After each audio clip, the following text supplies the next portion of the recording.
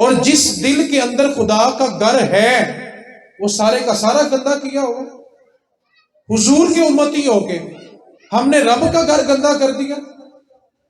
ہم میں سے نا ہر شخص چاہتا ہے کہ جب ہم حج کرنے جائیں نا تو ہمیں حج اکبر ملے. حج اکبر بھلا کیا ہوتا ہے کہ جب حج جمعے والے دن آ جائے، ایک حج کی عید ہوگی ایک جمعے کی عید ہوگی، اس کو حج اکبر کہتے ہیں. اب جو مولانا رومی نے ایک جملہ لکھا ہے نا وہ آج کی اس ساری گفتگو کا نچوڑ ہے. مولانا رومی نے مثنوی کے اندر لکھا ہے کہ تیرے لیے حج اکبر کرنے سے زیادہ افضل یہ ہے کہ تو اپنا دل صاف کر لے. کیوں؟ آگے وجہ لکھی ہے. کہا تو کعبے کا چکر اس لیے لگاتا ہے کہ وہاں سے ابراہیم اور اسماعیل گزرے ہیں، تو دل کو اس لیے صاف کر یہاں سے رب جلیل کا گزر ہے. جہاں رب کا بسیرا وہ دل سارے کا سارا گندا ہے. ہم حضور کے امتی ہو کے حضور کے عاشق ہو کے ہم نے دل گندے کر لیے. اسی گھر کے اندر رب کے گھر کے اندر بغض پال لیا، حسد پال لیا، کینہ پال لیا، کدورتیں پال لی، اور ہم کہنے کو سارے عاشق رسول ہیں. رب کے گھر ہم نے گندے کر دیے. آپ سب اصالے ثواب کے لیے آئے ہیں نا، حدیث پاک بڑی توجہ کے ساتھ سننی ہے. آپ جب اپنے گھر سے آئے تھے نا سب یہ کہہ کے آئے کہ ہم اصالے ثواب کے لیے جا رہے ہیں، دعا کرنے جا رہے ہیں. بڑی توجہ کے ساتھ حدیث پاک سنیے گا اور پھر اس کے بعد انصاف کیجئے کہ ہم کتنے بڑے ظالم ہیں. میں اپنی طرف اشارہ کر رہا ہوں تاکہ میری بات کسی کو بری نہ لگے. میرے رسول پاک صلی اللہ علیہ وسلم نے ارشاد فرمایا، جس مجلس میں رشتہ داری توڑنے والا بیٹھا ہو اللہ اس مجلس کی دعا قبول ہی نہیں کرتا. آپ سارے تو دعا کرنے کے لیے آئے تھے کہ ہم جا کے دعا کریں گے مرنے والے کی بخشش ہو جائے گی. میرے رسول کریم فرما رہے جہاں قطع تعلقی کرنے والا بیٹھا ہو اللہ تو اس مجلس کی دعا قبول نہیں کرتا. ہم تو سارے دعا مانگنے کے لیے آئے ہیں، تو فیصلہ آپ نے کرنا ہے. اگر ہم نے دعا مانگنے سے پہلے دل صاف نہ کیے تو کس منہ سے دعا مانگیں گے؟ آخری حدیث پاک اور گفتگو میری مکمل ہوگی. ایک دن نا رسول پاک صلی اللہ علیہ وسلم نے صحابہ کے مجمع میں تشریف فرما تھے کہ اچانک رسول پاک نے فرمایا، صحابہ ابھی جو شخص مسجد میں داخل ہوگا نا دروازے سے وہ شخص جنتی ہے. صحابہ کہتے ہیں ہمیں بڑا تعجب ہوا، بڑی خوشی ہوئی، بڑی حیرانگی ہوئی کہ کون سا ایسا خوش نصیب ہے کہ جس کے آنے سے پہلے نبی پاک نے اس کو جنتی کہا ہے. صحابہ کہتے ہیں ہم انتظار میں بیٹھے تھے کہ اچانک ایک سفید داڑھی والے صحابی رسول، بوڑھے صحابی رسول مسجد نبوی میں داخل ہوئے اور ان کی داڑھی سے وضو کے پانی کے قطرے ٹپک رہے تھے. کہتے ہیں ہمیں بڑا تعجب ہوا، بڑی خوشی ہوئی کہ یہ وہ کمال کی شخصیت ہیں جن کو میرے نبی پاک نے آنے سے پہلے جنتی کہا ہے. کہتے ہیں مجلس نبی پاک کی لگی رہی، مجلس ختم ہوئی، سب اپنے اپنے گھر چلے گئے. کہتے ہیں اگلا دن تھا، پھر نبی پاک نے اچانک فرمایا، صحابہ ابھی جو بندہ مسجد میں داخل ہوگا نا پہلا وہ جنتی ہے. کہتے ہیں ہمیں آج پھر بڑا رشک ہوا کہ آج کس کی قسمت جاگ گئی کہ نبی پاک نے اس کو پھر جنتی کہہ دیا. کہتے ہیں تھوڑی دیر گزری تھی، کل والے صحابی پھر آ گئے. کہتے ہیں ہمیں بڑی خوشی ہوئی، کتنے کمال صحابی ہیں کہ نبی پاک نے آج پھر جنت دے دی ہے. کہتے ہیں تیسرا دن ہوا، نبی پاک نے پھر فرمایا، صحابہ ابھی جو پہلا شخص آئے گا نا وہ بھی جنتی ہے. کہتے ہیں حیرت کی انتہا تب نہ رہی جب دیکھا کہ پھر وہی صحابی آئے، بوڑھے صحابی رسول ہیں، سفید داڑھی ہے، وضو کے قطرے ٹپک رہے ہیں داڑھی سے، اور کتنے خوش نصیب. حضرت عبداللہ ابن عمر جو جناب عمر فاروق کے بیٹے ہیں نا، اب حدیث کا میں نچوڑ بیان کرنے لگا. وہ کہتے ہیں کہ مجھے بڑا تعجب ہوا کہ کتنے کمال صحابی ہیں کہ نبی پاک نے 3 بار جنت دی ہے، اور اتفاق یہ کہ تینوں بار یہی صحابی آئے. کہتے ہیں جب نبی پاک کی مجلس ختم ہوگی نا تو میں نے ان بزرگ صحابی رسول کا نا دامن پکڑ لیا، کرتا مبارک پکڑ لیا، اور میں نے ان سے کہا کہ میری نا اپنے والد کے ساتھ کچھ انبن ہو گئی ہے، تو مجھے آپ ایک دن اپنے گھر مہمان نہیں رکھ لیتے؟ اور نیت میری یہ تھی کہ میں جا کے دیکھوں یہ عمل کون سا کرتے ہیں کہ نبی پاک نے 3 بار جنت دے دی ہے. صرف اس نیت کے ساتھ ان کے ساتھ میں چلا. انہوں نے کہا بیٹا ٹھیک ہے آ جاؤ، تم میرے گھر مہمان رہ لو. کہتے سارا دن گزر گیا، ساری رات گزر گئی. معمول کی نمازیں انہوں نے پڑھی، معمول کی نمازیں میں نے پڑھی. رات کو وہ بھی سو گئے، میں بھی سو گیا. اگلا دن ہوا تو میں نے ان سے کہا کہ اگر آپ مجھے ایک دن کا اور مہمان رکھ لیں تو بڑی مہربانی ہوگی، کیونکہ میری تو نیت یہ تھی کہ میں دیکھوں یہ کرتے کیا ہیں کہ نبی پاک نے ان کو 3 بار جنت دی ہے۔ کہتے ہیں جب اگلا دن ہوا، معمول کی نمازیں انہوں نے پڑھی، معمول کی نمازیں میں نے پڑھی، وہ بھی سو گئے، میں بھی سو گیا، ملا پھر کچھ نہیں۔ کہا جب تیسرا دن ہوا تو میں نے ان سے کہا کہ آپ مہربانی کریں، بس آج کا دن رکھ لیں، کل میں چلا جاؤں گا۔ انہوں نے کہا بیٹا ٹھیک ہے تم رہ لو۔ کہتے تیسرا دن بیت گیا، معمول کی نمازیں انہوں نے پڑھی، معمول کی نمازیں میں نے پڑھی، کوئی خاص وظیفہ کوئی خاص عمل نہ ملا۔ جب تیسرا دن ہوا تو میں نے دوبارہ ان کا دامن پکڑ لیا اور میں نے کہا بابا جی میری والد کے ساتھ کوئی ناراضگی نہیں تھی، اصل مسئلہ یہ تھا کہ 3 دن لگاتار جب آپ مجلس رسول میں آئے نا تو آپ کے آنے سے پہلے 3 مرتبہ نبی پاک نے لگاتار 3 دن یہ اعلان کیا تھا کہ ابھی جو پہلا شخص مسجد میں داخل ہوگا نا وہ جنتی ہوگا۔ اور قسمت یہ کھلی کہ تینوں دن آپ ہی آئے تھے، اور میں تو اس نیت کے ساتھ آپ کے گھر آیا تھا کہ میں دیکھوں آپ کرتے کیا ہیں کہ رسول پاک نے 3 دن لگاتار آپ کو جنت دی ہے۔ تو بڑے صحابی رسول فرمانے لگے عبداللہ اے عمر کے تو نے بڑی مشقت کی ہے وہ وظیفہ دیکھنے کے لیے، 3 دن تو نے گھر چھوڑ کے قربانی دی ہے، چل میں تجھے بتاتا ہوں کہ وہ کون سا عمل ہے جس کی وجہ سے رسول پاک صلی اللہ علیہ وسلم نے مجھے 3 بار جنت دی ہے۔ فرمانے لگے عبداللہ اے عمر کے بیٹے سن، جو نمازیں تو نے پڑھی وہ نمازیں میں نے بھی پڑھی، جتنا ذکر تو نے کیا اتنا ذکر میں نے بھی کیا، جب تو سو گیا تو میں بھی سو گیا۔ تو جناب عبداللہ ابن عمر کہنے لگے بابا جی پھر بتائیں نا وہ کون سا عمل ہے جس کی وجہ سے رسول کریم نے آپ کو 3 بار جنت دی ہے۔ آج کے اس مجلس میں شرکت کرنے والوں بڑی توجہ کے ساتھ سننا۔ اس بڑے صحابی رسول نے کہا عبداللہ وہ عمل یہ ہے کہ میرے دل کے اندر کسی مسلمان کے لیے بغض نہیں ہے، میرا دل ہر مسلمان کے لیے صاف ہے، میں اپنے کسی مسلمان بھائی کے بارے دل میں برا خیال نہیں رکھتا۔ یہ وہ عمل ہے جس کی وجہ سے میرے رسول کریم نے مجھے 3 بار جنت کی بشارت عطا فرمائی۔ آج لمحہ فکریہ یہ ہے کہ باپ چلا جائے تو باپ کے رشتہ داروں کے ساتھ آہستہ آہستہ ہم بغض پال لیتے ہیں، ماں چلی جائے تو جو ماں کی نسبت سے ہمارے رشتے ہوتے ہیں ہم ان کے خلاف آہستہ آہستہ بغض پال لیتے ہیں۔ اور اگر آپ میری بات سے ناراض نہ ہوں اور فتویٰ نہ لگائیں تو میں ایک جملہ کہنا چاہتا ہوں، جتنا بغض دین داروں میں ہوتا ہے نا اتنا دنیا داروں میں نہیں ہوتا۔ جتنا حسد سٹیج پہ بیٹھنے والوں کا آپس میں ہوتا ہے نا، میں معذرت چاہتا ہوں کسی اور کا آپس میں نہیں ہوتا۔ جو بھائی سٹیج پہ بیٹھنے والے ہوتے ہیں وہ اس چیز کو اچھی طرح جانتے ہیں کہ ہم دوسرے کو سٹیج پہ برداشت نہیں کرتے۔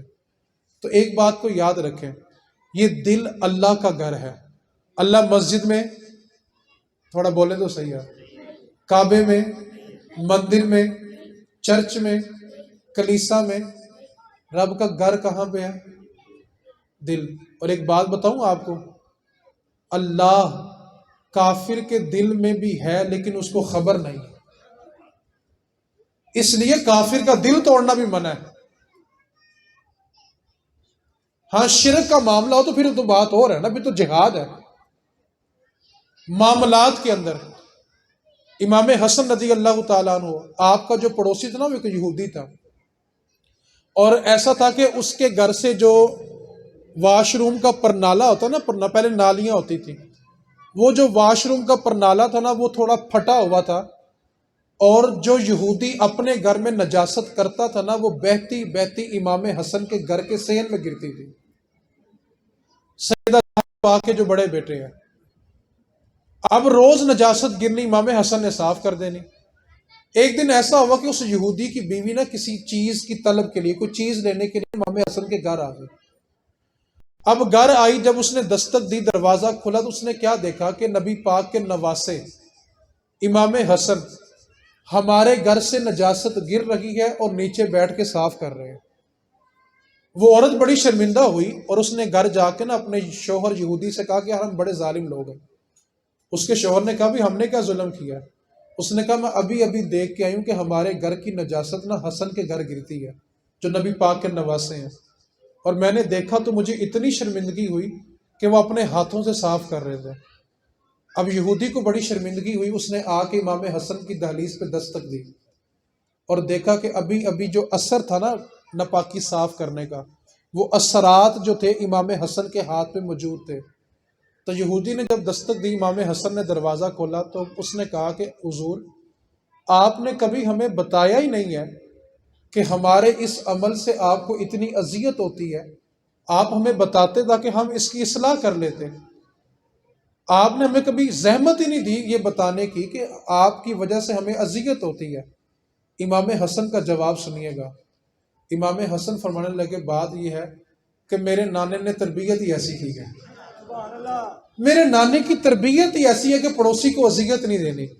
یار جب پڑوسیوں کے بارے میں نبی پاک کا فرمان ہے کہ جبریل نے مجھے آ کے پڑوسیوں کے اتنے حقوق بتائے کہ مجھے یہ خوف پیدا ہو گیا کہ ابھی جبریل یہ کہے گا کہ پڑوسی وراثت میں حصے دار بھی ہوتے ہیں.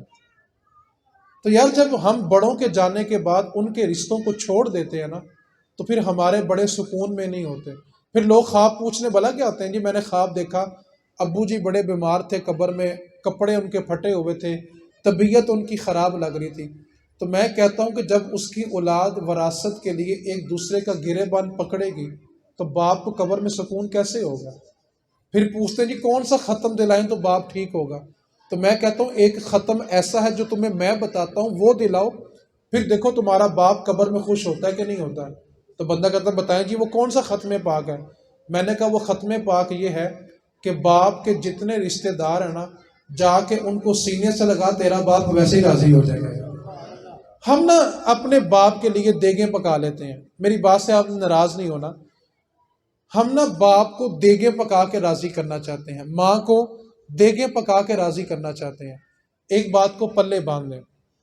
بڑی معذرت چاہتا ہوں، ابھی اصالِ ثواب ہے نا، تو دعا کے ٹائم میں اتنی لمبی پرچی آ جاتی ہے کہ یہ بھی پڑھا، یہ بھی پڑھا، اتنے 100 بار یہ پڑھا، اتنے 1000 بار یہ پڑھا. تو میں کسی جگہ پوچھ ہی لیتا ہوں، بھائی اتنی لمبی تم نے پرچی بھیجی ہے کہ ہم نے یہ بھی پڑھا ہے، ہم نے یہ بھی پڑھا ہے. میں پوچھتا ہوں کہ اتنی لمبی لسٹ میں سے مرنے والے کے بچوں نے کیا پڑھا ہے؟ جن کا باپ گیا ہے، جن کی ماں گئی ہے، انہوں نے کیا پڑھا ہے؟ اب تو اللہ ماشاء اللہ مدرسوں میں پڑھے ہوئے قرآن ویسے بھی مل جاتے ہیں. میں مدرسے کے پڑھے قرآن کا کوئی منکر نہیں ہوں، آپ ایک نہیں 10,000 لے کے آئیں، لیکن فیصلہ میں آپ کی عدالت میں رکھتا ہوں. ایک پلڑے میں مدرسے کا 10,000 قرآن پڑھا ہو اور دوسرے پلڑے میں سگے بیٹے نے ایک سپارہ پڑھا ہو، بتاؤ باپ کو ٹھنڈ کس سے پڑھنی ہے؟ ہم کیوں مرنے والوں کے ساتھ ظلم کر رہے ہیں؟ میرا سوال آپ سے ہے، اور آخری سوال، گفتگو مکمل ہو گئی. آپ سے میرا ایک سوال ہے، ہم جب کسی کے چیلم پہ جاتے ہیں، سب یہی کہہ کے ہے نا ہم چیلم پہ جا رہے ہیں؟ چیلم ہی ہے نا. سب گھر میں کیا کہہ کے آئے ہیں؟ بولے تو صحیح یار. تو جب چیلم پہ جاتے ہیں، جاتے وقت پھل لے کے جاتے ہیں، اور جتنا قریبی رشتہ ہوتا ہے پھل اتنا اچھا ہوتا ہے. جتنا قریبی رشتہ ہوگا اتنا پھل اچھا ہوگا. اب میرا سوال آپ سے ہے، آپ جو پھل لے کے آئے ہیں وہ زندہ لوگ کھائیں گے کہ مرنے والا کھائے گا؟ تھوڑا بولیں تو صحیح ہے. کون کھائے گا؟ اچھا گھر میں کیا کیا کہتے ہیں؟ ہم کہاں جا رہے ہیں؟ چیلم پہ. چیلم مرنے والے کا ہوتا ہے کہ زندہ کا ہوتا ہے؟ اچھا آئے ہم تھے مرنے والے کے لیے، ایسا ہی ہے، اور لے کے کیا آئے تھے؟ پھل.